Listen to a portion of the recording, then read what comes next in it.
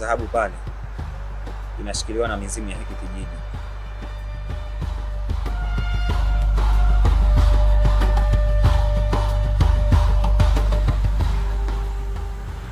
Na hatima inaenda kutimia.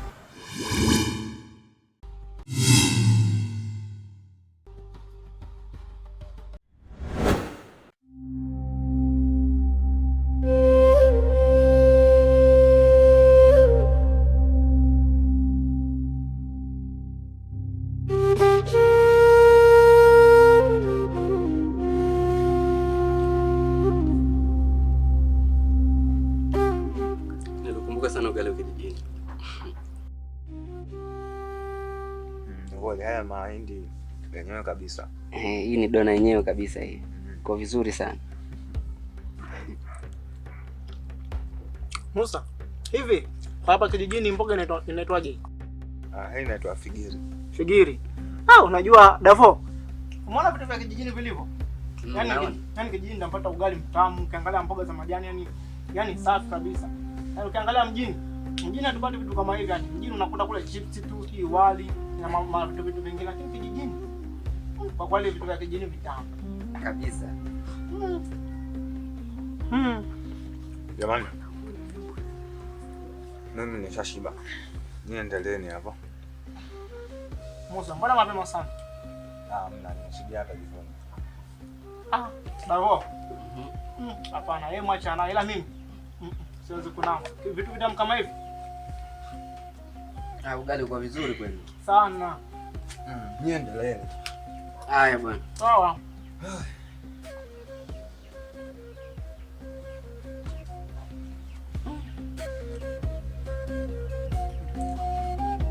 Mwenyewe unaona ndio tayari. Naona. Haya. Shudi kama hivi kama unasikia sipati mjini. Jamani.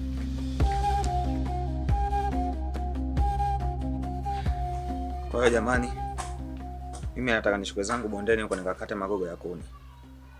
Basi subiri na sisi tunyoshe miguu. Maana ni muda mrefu sana. Au unasemaje John? Ndio. Basi sawa, jiandaeni tuondoke. Sawa.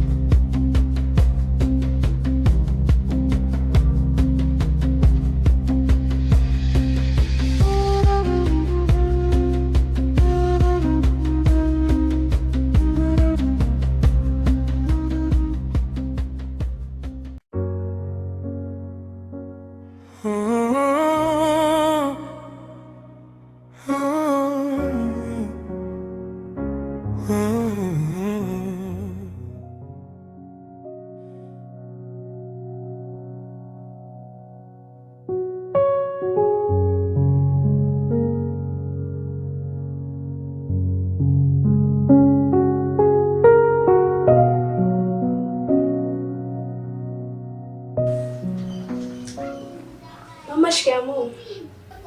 Marhaba, hujambo? Sijambo. Mama, Davo yuko wapi? Na muda mrefu sijamuona wala hata sijamsikia. Mama, sina kuuliza jamani. Mama, Davo yuko wapi? Na muda sijamuona. Na siku chache sijamsikia kabisa.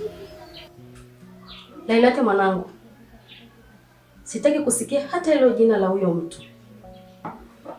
Na kama huna mambo mengine ya kuzungumza, na kuomba ukae kimya. Ameniuzi sana, hajui tu. Sasa uniambie tu, kwani ukiniambia kuna shida gani?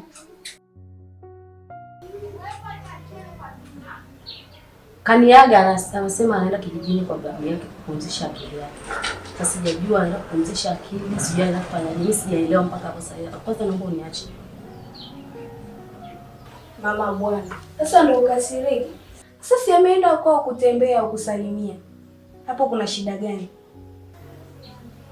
Nimtafutia kazi kwa gharama zangu, nikampambania kwa kila kitu ili apate kazi ajikimu na maisha yake.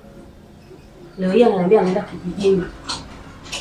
Sasa hapo sijajua anaenda kupumzisha akili au anaenda kucheza huko kijijini, mimi sielewi. Mpaka sasa hivi sijaelewa. Atajua mwenyewe. Labda ndio hatima ya maisha yake kukaa bila kazi.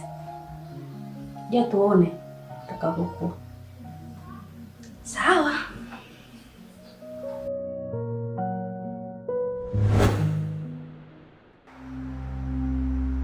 Musa, sasa kama ile ni dhahabu na inaelea juu pale, mbona ni maajabu sana? Tena maajabu makubwa, kwa sababu ukiangalia ile dhahabu ni kubwa. Na pia ukipata dhahabu kama ile, ukienda kuuza, tajiri ni wewe tu, kwa sababu unapata mabilioni ya mapesa. Acha ujinga. Ile dhahabu pale inashikiliwa na mizimu ya hiki kijiji, na pia ni kama moyo wa amani hapa kijijini. Ina siri nzito sana, maana kuwa pale sio rahisi. Hivyo msiwaze mambo ya kipuuzi, maana amani yote ambayo mnaiona inatawala katika kijiji chetu inatokana na dhahabu ile kuwa pale, kwa sababu haikuwa rahisi na mpaka sasa hivi ipo hapo. Unajua amani yetu ya kijiji chetu hichi inatawaliwa na ile dhahabu.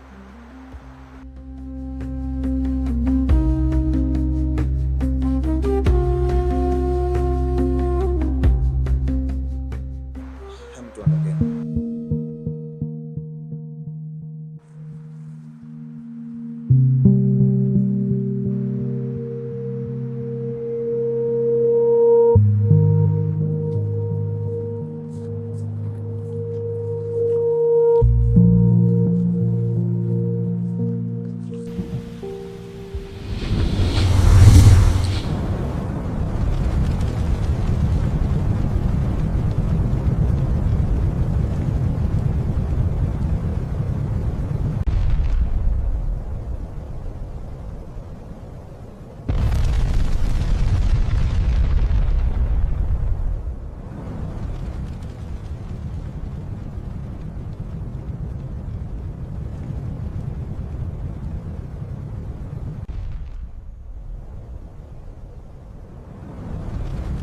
Ameshawasili kijijini.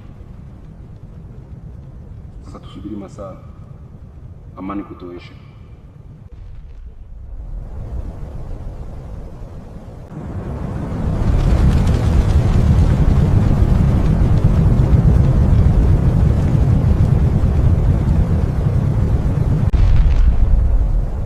Ameshawasili pia na hatima inaenda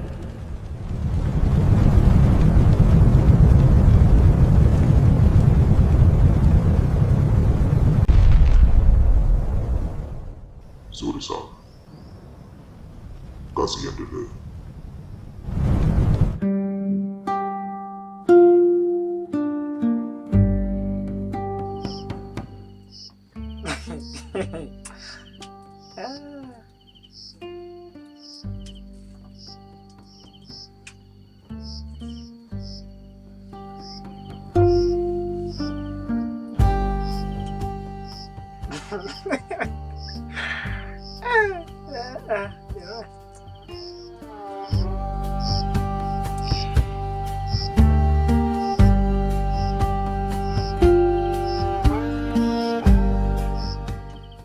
Hivi Musa, ulisema ile dhahabu inaelea pale juu, uliambia kwamba ina siri nzito.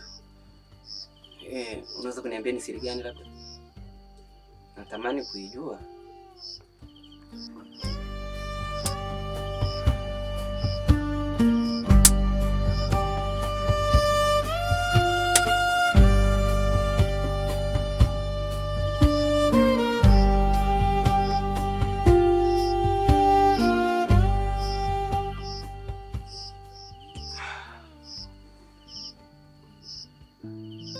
Ile dhahabu pale ipo hapa kijijini kwa miaka mingi sana, ila ilikuwa haionekani tu. Na sababu ya kuifanya ile dhahabu hiyo ionekane pale kukaa juu, mwaka mmoja nyuma yalitokea majanga makubwa sana hapa kijijini. Majanga ambayo yalikuja yakatuhangaisha sana. Kuna wengine walipotea kwa sababu waliibuka viumbe wa ajabu. Yaani majanga mbalimbali, hapakuwa na mvua tena. Tuliteseka sana. Na hilo jambo lilisababishwa na mizimu ama na watu wabaya ambao walisababisha janga hilo. Na ndio maana babu na bibi kwa wao walikuwa wanajua baadhi ya mila hapa kijijini, ikabidi wajitolee kupambana na hii hali. Bibi akajitolea na babu kadiri ya uwezo wao ili kurudisha tu amani ya kijiji chetu. Walipambana. Nakumbuka siku moja mimi nilikuwa nimelala usiku, sikujua lolote linaloendelea. Kumbe bibi na babu walikuwa washapanga kwamba kuondoka kwenda kujitolea ili kuokoa hichi kijiji. Walitoka hapa usiku wakaenda wakajitoa kafara.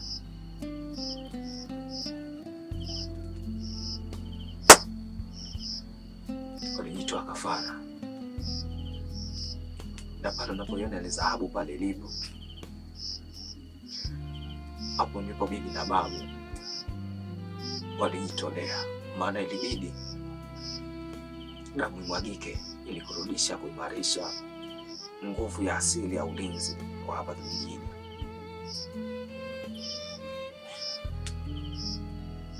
Hivyo asubuhi tulivyowatafuta, tulikuta mavazi yao tu eneo lile.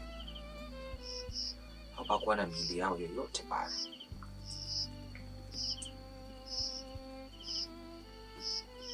Hivyo hatukuwa na miili yao.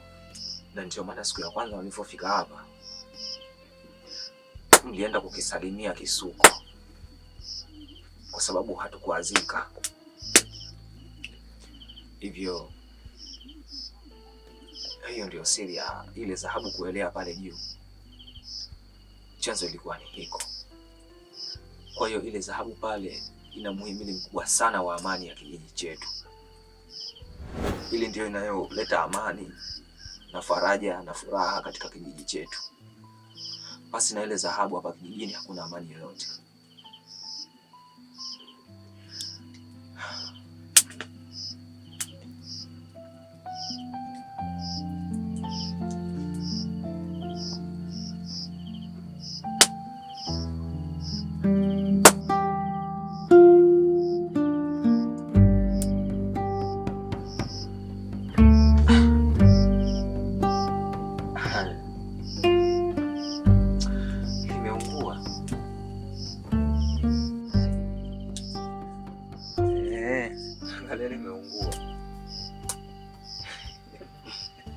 Lakini alikungua sana. Alijangua sana.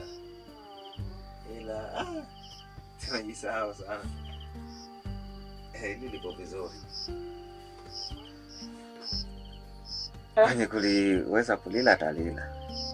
Tulijisahau kidogo, lakini linalika bado.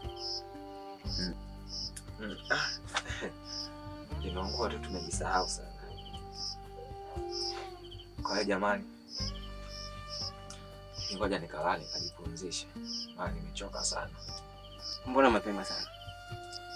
Hamna, sio mapema, muda umeenda. Ninyi endeleeni kuchoma mahindi hapa, mimi ngoja niende nikajipumzishe. Niwatakie usiku mwema. Basi sawa. Sasa tutaonana kesho tena. Sawa, hamna shida. Haya, usiku mwema. Sawa, nawe pia. Haya.